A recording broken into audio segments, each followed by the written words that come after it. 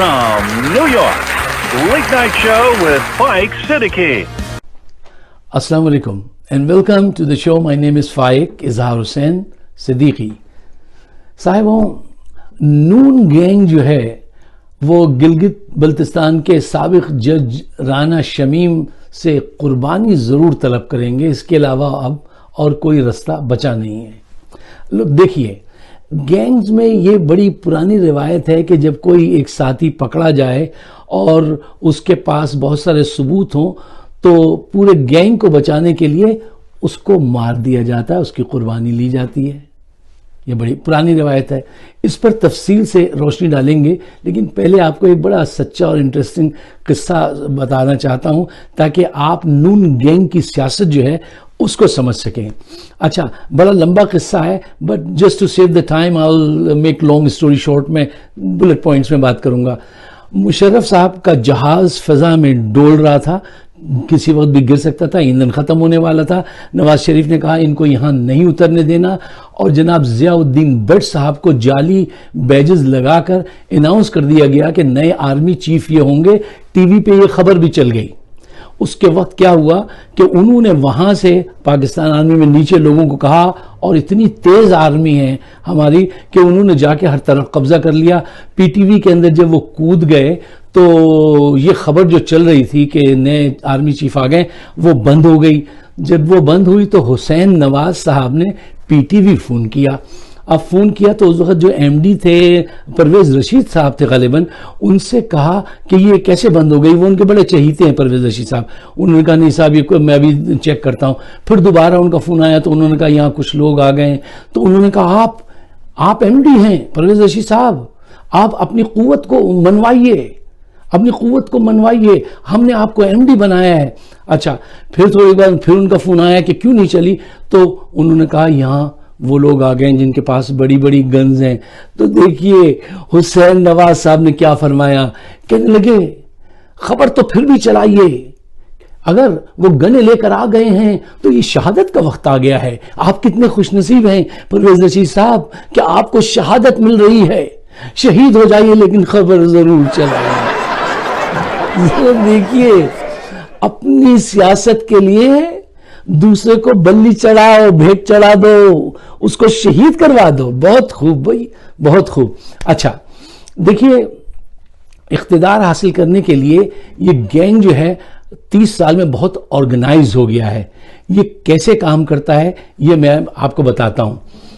देखिए, बात ये है कि जैसे पिरामिड में सबसे ऊपर क्या होता है, बॉस बैठा होता है, नवाज शरीफ साहब बैठे हैं, उसके नीचे मरियम बैठी हैं, उनके भाई बैठे हैं, उनके नीचे शहबाज शरीफ बैठे हैं और उनके बेटे बैठे हैं, उनके नीचे बट बरादरी बैठी हुई है, उनके नीचे सूबाई असम्बली के मेंबरान और एहसान इकबाल और दूसरे जो हैं गैंग के जो मेंबर्स हैं वो सब बैठे हुए हैं। ये ऐसे होता है। अच्छा, गैंग्स में काम भी इसी तरह से होता है कि एक दूसरे को डिफेंड किया जाता है, और ख़ास करके जब गॉड फादर कुछ कह दे तो हर एक का फर्ज होता है कि वो गॉड फादर की बात माने और उसको डिफेंड करे, चाहे वो कितनी ही गलत हो। ये डेमोक्रेसी में होता होगा कि अगर बॉस ने गलत बात कही तो आप डिफरेंस ऑफ ओपिनियन कर लें, डिबेट कर लें, ये इख्तिलाफ की गुंजाइश है। ऐसा गैंग्स में नहीं होता, और यही एटीट्यूड है पाकिस्तान की सियासत का। अच्छा, जो ऊपर बैठा हुआ आदमी है उसकी ड्यूटी है, अब वो क्या है कि वो पब्लिक रिलेशनिंग करता है, अपने जो ताल्लुकात हैं वो पूरे माशरे में बढ़ाता है अपने गैंग को और अपने आप को फ़ायदा देने के लिए। अच्छा, एक चीज़ याद रखिएगा, जस्टिस सईद खोसा साहब ने ये जब से गॉड फादर का वो मिसाल दे के बात की थी तो लोगों की बहुत समझ में आया था कि एक इतना पुराना सीनियर जज जो है जिसने अपनी आंखों से सब कुछ देखा है और बहुत खुद कुछ भी किया है इनके लिए भी, तो वो गॉड फादर से अगर तजवीज़ दे रहा है तो वाकईतन यहाँ गैंग सिस्टम चल रहा है। अच्छा, इस मामले में नवाज शरीफ जो है उनकी परफॉर्मेंस बहुत ज़बरदस्त है। कैसे जी, तो मैं आपसे अर्ज कर रहा था कि नवाज शरीफ साहब की परफॉर्मेंस बहुत ज़बरदस्त है एज ए गॉड फादर। देखिए, 3 बड़े पावर हाउसेज हैं पाकिस्तान में, एक फौज, अदलिया दूसरी और तीसरी मीडिया।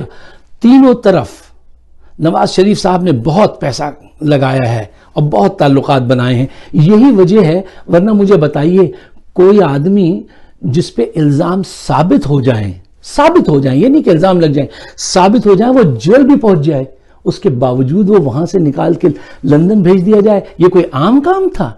عام سی بات تھی؟ یہ تینوں پاور ہاؤسز میں پیسہ لگانے کے اثرات ہیں۔ فوج نمبر 1 فوج کے کندھوں پہ بیٹھ کر آئے، فوج میں کس کو BMW دی، کس کو مکان بنا کے دیا، کس کو اور پیسے دیے، کس کو کیا کیا مراد دیں، یہ میں یہاں پہ فوج کی جب بھی معاملہ آتا ہے تو میں تھوڑی سی ڈنڈی مارتا ہوں اور ماروں گا، وہ اس کی کچھ وجوہات ہیں، بڑی ٹائم چاہیے آپ کو سمجھانے کے لیے اس کے لیے۔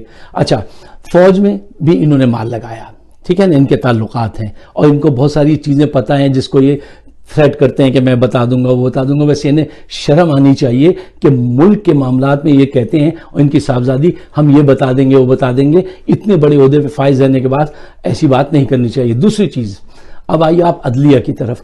عدلیہ جو ہے ظاہر بات ہے کہ اس کے آگے تو سب بے بس ہیں، جو عدلیہ فیصلہ کر دے۔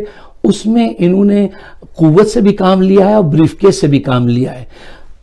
وہاں پہ دھونس دھمکی بھی چلائی، وہ طارق عزیز صاحب جب گئے تھے، جب حملہ کیا تھا، ٹھیک ہے نا، اور ایک ہاکی کے پلیئر بھی تھے۔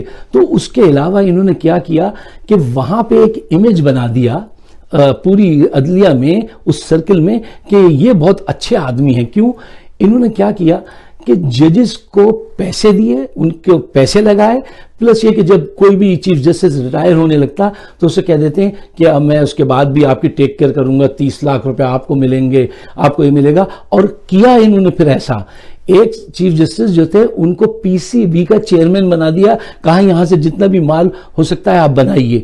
مجھے بتائیے، چیف اتنا بڑا جسٹس رہا ہوا آدمی، اس کو کرکٹ کا کیا پتا، لیکن وہاں مال ہے اس ڈپارٹمنٹ میں تو کھائیے۔ ایک صاحب کو سینیٹر بنا دیا، ایک صاحب کو پاکستان کا صدر بنا دیا۔ اچھا، اب یہ ریٹائرڈ لوگ جب بیٹھتے ہیں تو سب مراد لے رہے ہیں، زبردست مراد بڑھا دی تھی، تو اب یہ سب ایک امیج بن جاتا ہے اور ایک سب کی نگاہ میں رہتا ہے ان کو فیور کرو، یہ آئیں گے تو اگر یہ وعدہ کریں گے تو یہ عیاشی کرا دیں گے، تو وہ پورا خون میں وہ جو ہے نا جرمز پھیل چکے ہیں عدلیہ کے کہ وہ ان کے ساتھ لوائل ہیں۔ یہی انہوں نے بیوروکریسی میں کیا۔ اب آئیے میڈیا کے پاس۔ میڈیا میں انہوں نے اربوں روپے کے جو ہے اشتہارات دے کر ان کی گردن دبوچ لی اور بہت آرام سے انہوں نے 30 سال گزارے ہیں۔ انہوں نے وزیر اعلیٰ سے یہ 30 مرتبہ جب بنے تھے، جب تک کا سفر کوئی 2 دن کا سفر ہے، کوئی ایسی بات ہے، یہ سب وہ کرتے رہے۔ اچھا، ججز کے ساتھ تو انہوں نے وہ کیا کہ ہر طرف لاہور ہائی کورٹ میں ذرا آپ دیکھیے، کیا کبھی ایسا ممکن ہوتا ہے کہ چھٹی والے دن عدالت دروازہ کھولے اور آپ کو اجازت دے کہ جائیے 50 روپے دے کے، جبکہ PTI نے کہا تھا $7 ارب دیں آپ، ٹھیک ہے نا، سب کو لائن لگا دیا۔ کیوں؟ انہوں نے تینوں پاور ہاؤس جو ہے نا، میڈیا، بلکہ 4 کا، یہ میڈیا، فوج، عدالتیں، بیوروکریسی، ان سب میں مال لگایا ہوا ہے، سب ان کے کانے ہیں بہت سارے وہاں پر ان کے، اور یہ آج تک جو ہے اس کی بنیاد پہ یہ گینگ کام کر رہا ہے۔ انہوں نے ملک کے وہ جو مافیاز ہیں، ساری آٹا مافیاز، چینی مافیاز، ریل اسٹیٹ مافیاز، حتیٰ کہ شہر کے جو بغل بچے بدماش ہوتے ہیں ان تک سے ان کی دوستیاں ہیں، ان تک کو یہ فائدہ پہنچاتے ہیں، کہتے ہیں ہمارے لوئل رہو۔ یہی تو وجہ ہے نا کہ دیکھیے سب اپنی آنکھوں سے دیکھ رہے ہیں کہ یہ یہاں سے بھاگ گئے، یہ بیماری کا بہانہ کر کے، طبیعت بالکل ٹھیک ہے۔ اور آپ کو پتا ہے عدالت کیا کہہ رہی تھی؟ ان کی زندگی کی ضمانت لیے عمران خان۔ دیکھیے کیا بےہودہ بات ہے، کوئی کسی کی زندگی کی وہ لیتا ہے ضمانت ہے؟ کیا بہانہ تھا عدالت نے بنایا، فوج خاموش رہی، میڈیا نے اس کو وہ پروپیگیٹ کیا، ان کی بیماری کو اب یہ ہو رہا ہے، اب اتنا رہ گیا، اب اتنے رہ گئے۔ یہ جو چیزیں میں آپ کو بتا رہا ہوں اس لیے بتا رہا ہوں کہ آپ اس گینگ کا طرز عمل پولیٹکس میں جان لیجئے، اور وہی ایگزیکٹلی اب ہو رہا ہے کہ اب جو رانا شمیمارا ہیں ان کو بلی پہ چڑھایا جائے گا۔ کیوں؟ اور کوئی چوائس نہیں ہے۔ اب کریں گے کیا؟ یہ ان کو اینڈ پہ یہ کریں گے کہ جج اطہر من اللہ کو ساتھ میں لائیں گے اور استغاثہ کا جو پوائنٹس ہیں ان کو موڑ دیں گے، کسی دوسری طرف رخ کے لے کے جائیں گے۔ اب یہ جنگ کرا دیں گے۔ اصل بات تو یہ ہے نا جو اس میں لکھی ہوئی ہے، بیان حلفیہ میں کیا لکھا ہوا ہے کہ انہوں نے یہ سنا کہ وہ ثاقب نثار یہ کہہ رہے تھے کہ ان کی ضمانت پہلے نہ، الیکشن سے پہلے نہ منظور کرنا، اور یہ سب اس پہ بحث نہیں ہوگی۔ کہیں گے کہ یہ خط سچا ہے جھوٹا، اس پہ بحث شروع کر دے گی عدالت، ٹھیک ہے نا, لمبی لمبی ان کو تاریخیں دے دی جائیں گی. پھر یہ جیو ورسز رانا شمیمارا کیس بنا دیا جائے گا, ٹھیک ہے, اور ان کو الگ کر دیا جائے گا. یعنی جو اصل بیماری ہے اس کو الگ کر دیں گے, ان کے درمیان میں میچ ہوگا, لمبی لمبی اننگز کھلا دی جائیں گی. اب دیکھیے یہ کیا نئے گل کھلاتے ہیں. بہرحال یہ گل کھلاتے رہے ہیں, یہ گل کھلاتے رہیں گے. اب جو ہے یہ اس قوم کا شعور جو ہے اس وقت وہ چیلنج ہے, آپ کا ایمان چیلنج ہے, آپ کی ذہانت چیلنج ہے کہ کیا آپ یہ سارے حقائق دیکھ کر بھی, دیکھنے کے بعد بھی ایسے گینگز جو ہیں ان کو سپورٹ کریں گے؟ بہت بہت بدنصیبی کی بات ہے, بہت بڑے ڈیزاسٹر کی نشاندہی ہیں یہ چیزیں. میں نے وہ دن دیکھے ہیں کہ اس قوم نے سب کچھ اپنی آنکھوں سے دیکھ لیا تھا لیکن پھر بھی باز نہیں آتے تھے. اس آدمی نے سر پہ قرآن رکھا اور کہا یہ الطاف حسین یہ کام کرتا ہے, راہ والوں سے ملتا ہے, پھر بھی یہ قوم اس کی حمایت سے پیچھے نہیں ہٹی تھی. چیف جسٹس اس ملک کا شہد, وہ شراب کی بوتل پکڑی, اس کو جو ہے شہدی, اس نے کہا یہ شہد ہے, وہ تھی شراب, وزٹ کرنے گئے تھے, ان کا نام بھول گیا, وہ جو پیپلز پارٹی کے, وہ ثابت نہیں کر سکا. کتنے ہزاروں واقعات ہیں آپ کی نگاہوں کے سامنے. یہ شخص لندن بھاگا ہے. ساری غربت مسائل ان کی وجہ سے ہیں اور قوم خاموش ہے. کہتی ہے یہ کھاتا ہے تو لگاتا بھی ہے.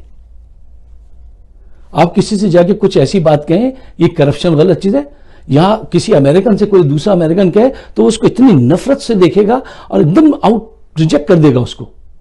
ہمارے ہاں تو وہ کہتا ہے یار یہ کیسی بات کر رہے ہیں آپ, وہاں سب کھاتے ہیں. مطلب وہ بربادی کی سوچ عوام کے اندر اس نے پیدا کی اس 30 سالوں میں انہوں نے, کہ اس پہ استغفار پڑھنا چاہیے.